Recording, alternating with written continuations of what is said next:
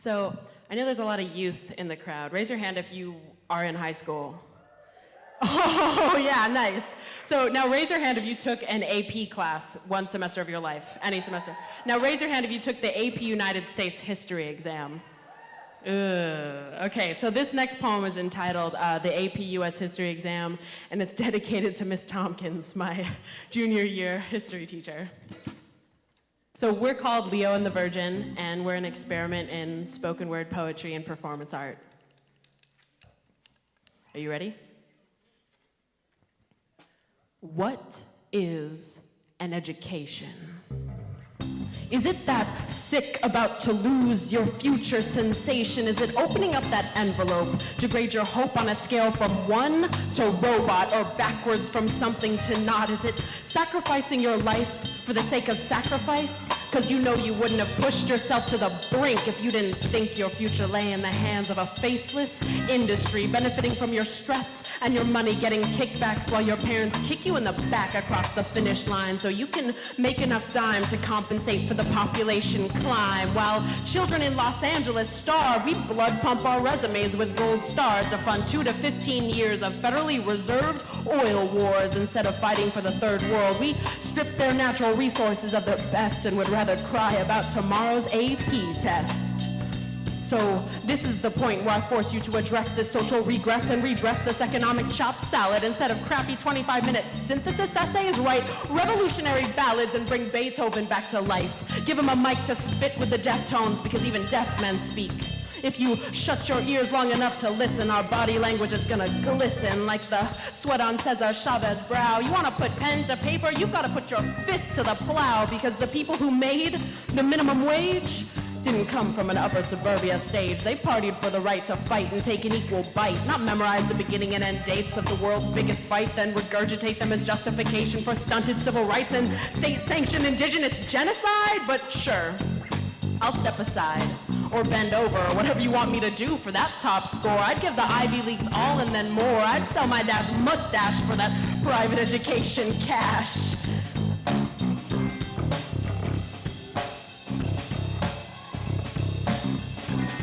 I will work for the right to work, and I will fight for the right to fight, but I'll hit the library books for the real truths. I'd rather be truth than tardy. You can catch me drinking partisan cocktails than on partisan parties. So from 1776 to the Gilded Age, Nixon's Vietnamization was too little too late. Selfish lying bank bought jailbait. And as for Rockefeller and Carnegie, won't be invited to my parties unless they come carrying MLK milk and Florence Kelly on their blood and wine-stained bellies.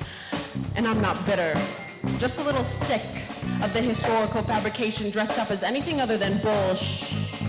Listen up, class. We may look like adolescents, but try and tell me one more time that war is about national honor and not commercial ties between imperialist lines, and I swear on the Constitution I will set revolution to this high school institution and save you all from the crime of swallowing the A-push lie. So take these last slurred words as my senior statement. They're pretty blatant. You can move along, Huey Long, along with all the other demagogues and demigods and prima donna snobs, because People magazine ought to be a public hit list, and we ought to give the Nobel Peace Prize to that WikiLeaks snitches, pet finches, and say, rip the College Board stitches. Because if I don't get a 5 on that exam, at least I wrote an educated slam. Thank you.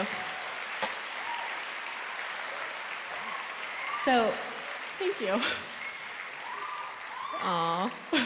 So before we go into our next poem, I want to take a moment to introduce my musicians. On bass, we have Evan Reid.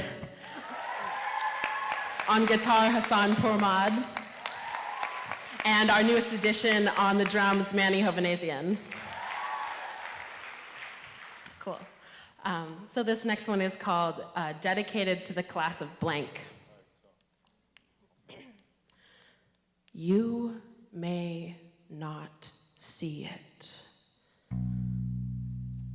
but I'm a whole lot of human. 5'5" fierce, with a drive to fight and a fire burning. Engine churning and the oil is hot, and I'm yearning to give what I've got. water my roots with the blood from the battles I've fought, and you may not see it. Because you see an angry little girl with her fists to the world, but I've got dreams. Not those go to sleep and wake up sweaty, those break your back because the burden's too heavy to hold. And your lips are falling off because your words are too cold. And I've been called a butch dyke my whole life just for being bold, for striving to grow up and never get old.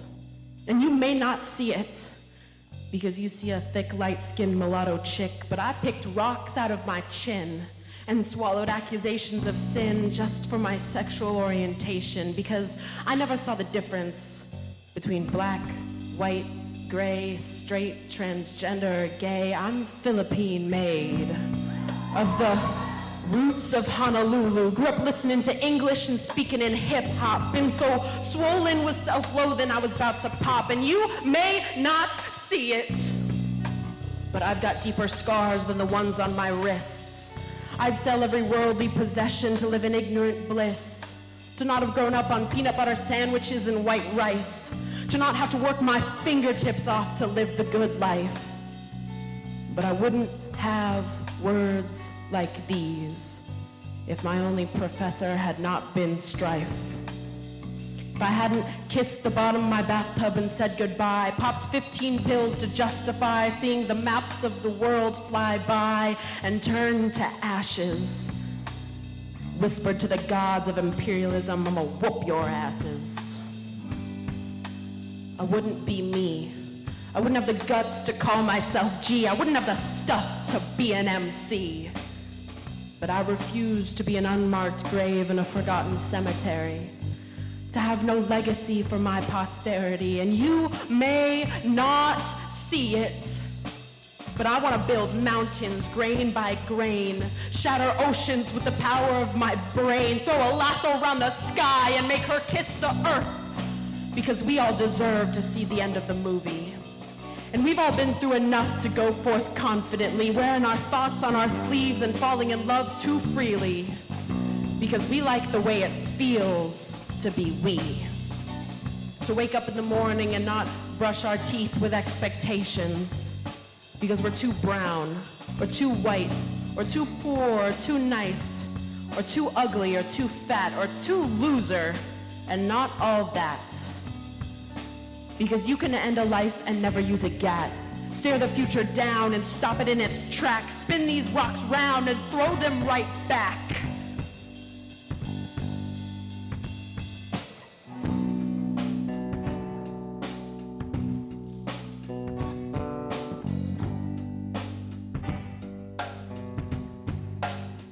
Because I can probably not see it, but you've come miles.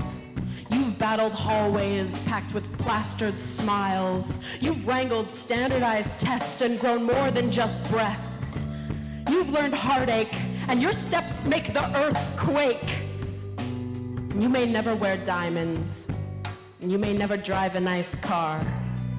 You may never go to college, and you may never see your name on a Hollywood star, but we're all students of the greatest school of all. And we may not all see it, but we sure as hell feel it. We got something great inside and no institution can steal it. We are the next big thing, we just gotta believe it. And we are filled with more than blood and guts and expectations and years on this earth. We just got to be it.